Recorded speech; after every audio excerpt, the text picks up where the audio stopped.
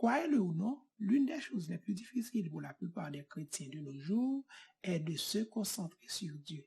Fort souvent, il nous est plus facile de nous laisser distraire que de nous focaliser sur Dieu.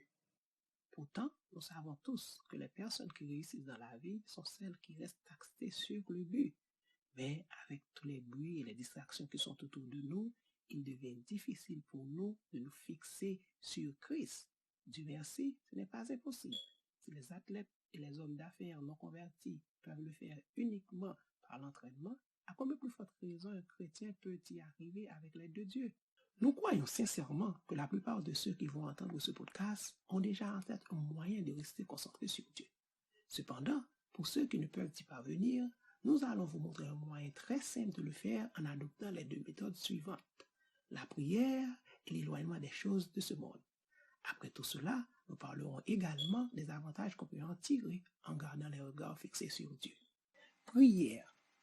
Pour de nombreuses raisons, je pense que la prière est la première chose qui peut aider un chrétien à se concentrer sur Dieu. Raison numéro 1. Dieu veut être en relation avec nous et la prière est le médium qui établit ce lien. La Bible dit, ne vous inquiétez de rien, mais en toute chose, faites connaître vos besoins à Dieu par des prières et des supplications avec des actions de grâce. Et la paix de Dieu qui surpasse toute intelligence gardera vos cœurs et vos pensées en Jésus-Christ. Philippiens 4, versets 6 et 7. Raison numéro 2. Dieu veut que nous dépendions de lui. Jésus l'homme s'est appuyé sur Dieu le Père par la prière pour tout faire. Voici ce que Jésus a dit. En vérité, je vous le dis, le Fils ne peut rien faire de lui-même. Il ne fait que ce qu'il voit faire au Père. Et tout ce que le Père fait, le Fils aussi le fait pareillement. Jean 5, verset 19. Et raison numéro 3, Jésus lui-même nous a invités à prier et à demander tout ce que nous voulons au Père en son nom. Il a dit, jusqu'à présent, vous n'avez rien demandé à mon nom. Demandez et vous recevrez, afin que votre joie soit parfaite. Jean 16, verset 24. Si donc un chrétien veut se concentrer sur Dieu, la première méthode est la prière. Deuxième méthode, s'éloigner des choses de ce monde. La deuxième méthode, c'est de nous éloigner autant que possible des choses du monde. La Bible dit, n'aimez point le monde, ni les choses qui sont dans le monde.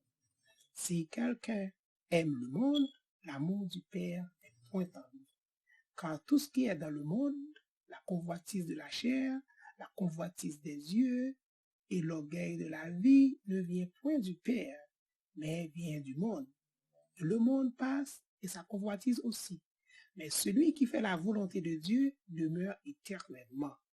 1 Jean 2, versets 15 à 17. Maintenant, vous pouvez dire, mais écoutez, je n'ai pas ces choses en moi. La vérité est que jusqu'à ce que le Saint-Esprit vous les indique, vous ne croirez jamais que vous ayez ces choses en vous. Maintenant, la question est comment rester à l'écart de ces choses pendant que vous êtes encore dans le monde? Eh bien, vous pouvez arrêter d'écouter leur musique, leurs blagues, de regarder leurs films, d'éviter d'être leur ami. Je ne dis pas que vous ne pouvez pas leur parler parce que vous les côtoyez chaque jour. Certains sont des membres de votre famille, d'autres étaient vos meilleurs amis avant de devenir chrétiens, d'autres sont vos camarades de travail. Vous devez rester en quelque sorte connecté à eux pour qu'ils puissent voir le travail que Dieu a effectué dans votre vie. Et vous priez Dieu de les convaincre de devenir chrétiens. Ce que je veux dire par éviter d'être leur ami, c'est de ne pas leur expliquer vos problèmes, en particulier ceux qui se produisent dans votre église. Lorsque vous faites cela, le diable les utilise toujours de manière spécifique pour vous tenter. La Bible dit, heureux l'homme qui ne marche pas selon le conseil des méchants, qui ne s'arrête pas sur la voie des pécheurs et qui ne s'assied pas accompagné des moqueurs, mais qui trouve son plaisir dans la loi de l'Éternel et qui la médite jour et nuit. Il est comme un arbre planté près d'un courant d'eau qui donne son fruit en sa saison et dont le feuillage ne se flétrit point. Psaume 1er, versets 1 à 3. Il est aussi dit dans la Bible, vous êtes la lumière du monde. Une ville située sur une montagne ne peut être cachée. Et on n'allume pas une lampe pour la mettre sous le boisseau, mais on la met sur le chandelier. Et elle éclaire tous ceux qui sont dans la maison. Que votre lumière luise ainsi devant les hommes, afin qu'ils voient vos bonnes œuvres et qu'ils glorifient votre Père qui est dans les cieux. Matthieu 5, versets 14 à 16. Ici, la Bible nous dit d'éviter les non-convertis, à moins que nous essayions de les gagner pour Dieu. Comme un ordinateur, nous stockons des informations en termes de piles, c'est-à-dire données sur données. Donc, nous les possédons en termes de dernière entrée, première sortie. En d'autres termes, il est plus facile de nous rappeler de la dernière information que nous avons obtenue que la première. Le diable le sait aussi. C'est pourquoi il essaie de remplir notre cerveau de toutes sortes d'ordures qu'il peut trouver. Il sait que si notre cerveau est plein de déchets, la chance pour nous de faire la volonté de Dieu est insignifiante parce que nous ne pouvons faire que ce que nous avons à l'intérieur de nous. Et ce qui est drôle, c'est que notre action est déterminée par notre jugement. Et ce dernier dépend de ce que nous avons dans notre esprit ou dans notre cœur. Jésus dit, l'homme bon tire de bonnes choses du bon trésor de son cœur. Et le méchant tire de mauvaises choses de son mauvais trésor. Car c'est de l'abondance du cœur que la bouche parle. C'est pourquoi Paul a donné ce conseil aux chrétiens de Philippe. Au reste, frères, que tout ce qui est vrai, que tout ce qui est honorable, que tout ce qui est juste, que tout ce qui est pur, tout ce qui est aimable, tout ce qui mérite l'approbation, ce qui est vertueux et digne de louange soit l'objet de vos pensées. Philippiens 4, verset 8. Vous voyez, Dieu le sait aussi. Et si Dieu veut que nous restions loin des déchets du monde et remplir nos esprits de sa parole, plus nous lisons et méditons sur la parole de Dieu, plus notre foi s'agrandira. Ainsi, la foi vient de ce qu'on entend, et ce qu'on entend vient de la parole de Dieu. Romains 10, verset 17.